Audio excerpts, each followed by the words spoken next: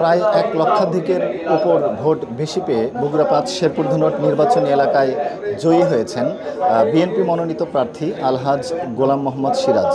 আসলে বগুড়া ৫ শেরপুর ধুনট নির্বাচনী এলাকায় তিনি জয়ী হওয়ার পর থেকেই ইতিমধ্যে শপথ গ্রহণ করেছেন। শপথ গ্রহণের পর থেকেই এই বগুড়া ৫ শেরপুর ধুনট নির্বাচনী এলাকায় তিনি বিভিন্ন সমাবেশ করে যাচ্ছেন।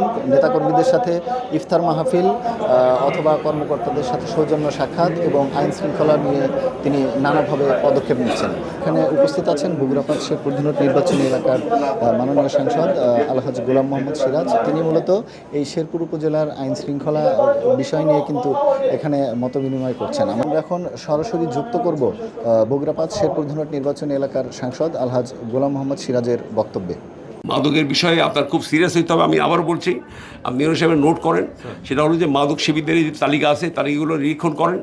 নিরীক্ষা পরীক্ষা করে নিরীক্ষা লাগবে কি সবাই জানে, এটা সবাই জানে। আমার ধুনুটে হচ্ছে আপনার পসিবলি 81 না 82 সরবরাহকারী। ধুনুটের রুটটা আরও ডেঞ্জারাস এবং এখান থেকে পার হয়ে যে কাজীপুর চলে যায়, সে চলে যায়, বিরাট রুট। এখানে আমাদের সাধারণ মানুষ জড়িত, আমাদের দলের যে 2-1 নাই তাও না, তারাও এখন ক্ষমতায় আমরা আছি।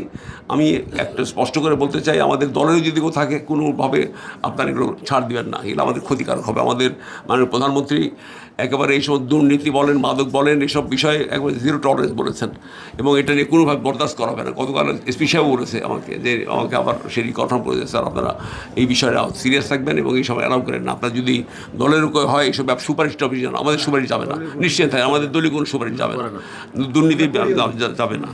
আরেকটি কথা হলো যে আমরা এই কাজকর্মে উন্নয়নের ক্ষেত্রে, আইন শৃঙ্খলার ক্ষেত্রে সার্বিকভাবে আমাদের যে কর্মকাণ্ড চলবে, সেই কর্মকাণ্ডে আমাদের প্রশাসনের সাথে অ্যালাইন থাকতে হবে। আমরা প্রশাসনকে আমরা সবসময় দোষারোপ করে কিন্তু প্রশাসন ঘাবড়ে যাবে।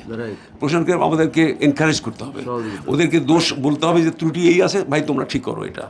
যাই হোক, আমি যে জিনিসগুলো আজকে আলোচনা হলো, এই আলোচনাগুলো সর্বাগ্যে যেটা, সেটা হলো যে জিনিসের দামটাকে কন্ট্রোল করার জন্য আপনাদের টিম যারা আছে একবার খুব শক্তভাবে আপনার নেন। সাংবাদিক ভাইরা আছে, আমরা রাজনৈতিক নেতৃবৃন্দ আমাদের আছে, যখন যার আপনার প্রয়োজন তখন তাদের আমাদের সহযোগিতা আমরা করতে রাজি আছি।